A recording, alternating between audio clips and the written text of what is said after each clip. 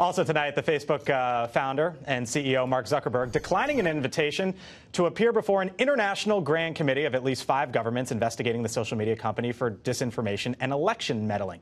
That is according to a report from CBS News. Let's take it up with our panel now, Republican strategist Ford O'Connell and Democratic strategist Wendy Osefo. Thanks both for being here tonight. Good to be here, Blake. So, Wendy, let's start with you. Yes. Mark Zuckerberg, Facebook, other governments want him to show up, testify like he did here in Washington, and Facebook is essentially saying, hey, he can't go all around the world and do this. Do they have a point? They have a point because he cannot go all around the world to do this, but he has to show up. It's time and time again, Facebook is continuously under the radar for doing things that people are starting to question. Even as of the midterm elections, they found that a lot of Russian bots were there trying to propel different types of narratives. And as someone who has been on the receiving end of this, I had a post where I was talking about white supremacy, and I wasn't saying it to support it, but rather to point it out.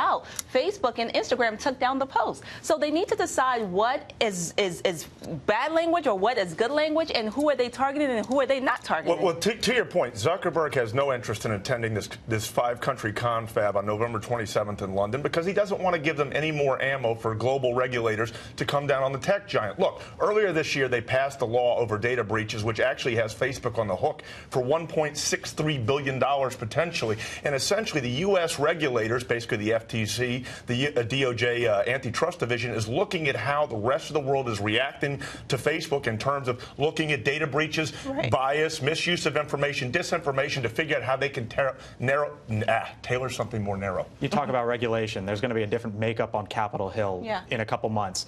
We saw Republicans want to hear from Mark Zuckerberg, want to hear from Jack Dorsey, hear from the tech community. What do you expect Democrats to do now that they have the ability to potentially call these folks up to the Hill? I expect Democrats to do the exact same thing, except this time I think that they're actually going to put a tighter foot on his neck, so to speak, because we all know that 2020 is coming up. We know that both parties have a lot to lose here, and want to make sure that what's coming out of our internet, where a lot of people find their information. Studies found that 70% of millennials find their information from Facebook. So we want to make sure that what's going on those platforms are actually correct. It's even bigger than that. 68% of U.S. adults use it, and 50% get their news from it. Look, I don't think there's the appetite on Capitol Hill. I do agree that Democrats are more interested in regulating it, but we just don't have the media outrage yet and the folks really on the same page and understanding that when it comes to big tech, this is worse than the CIA. They control how you think and how you vote, whether or not you recognize it. Absolutely. Well, you talk about outrage. I mean, isn't the reality, though, whether there's outrage or not, it's the Democrats who are going to have control as to whether or not Zuckerberg and Silicon Valley and those folks will come up or not? Well, no, and there is outrage. There is outrage. There is outrage, but it's selective. It's not yet where it is in the EU and the rest of the world. And all I'm going to say is, yes, the Democrats are going to bring them forward, but are we going to get some sort of legislation that is going to hold these folks in check? I don't believe that at this moment. And we can get legislation to hold these folks in check if we start working where it hurts their pockets. And that's what we have not done. We need to hit them where it hurts their pockets. Right now, there is no checks and balances. If he does this, what is to say, oh, you can't do this again? Nothing. Well, my only concern is I'm not big on regulation, but I do believe that big tech is way out over its skis and really needs to be put in its place. The only question is how we're going to do it. And remember, my guys still control the United States Senate, so finding that right balance, if you want to get there, is going to be very hard to do. And remember, Donald Trump doesn't have it out for Facebook. He has it out for Amazon. But and he has it out for over-regulation, though. That's true, too. So there's that balance that this administration is dealing with on this, because they say pull off regulations, pull off regulations, pull off regulations.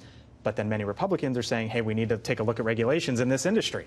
No, look, and I think that that's exactly right. The question here is, when I look at U.S. regulators, okay, and what they're going to bring forth to Congress, what I look at is they're looking at what the EU is doing, and they're saying, how do I get a more narrowly tailored bill such that I can not hurt business and U.S. companies, but also keep them in check in terms of privacy and personal data? But I think that that's the issue. I think the issue is we're so focused on hurting business. We need to make sure that whatever information is put out into the stratosphere, it's not hurting the American people. And that should be the focus, not big business. I agree with you. The only question is how. You know, it's a big issue because we just talked about Facebook. It didn't mention Twitter, Google, and the rest down the line. You could talk about this for hours and today. We're out of time, though. Wendy Osefo, Ford O'Connell, thank you very much for joining us. Thank you.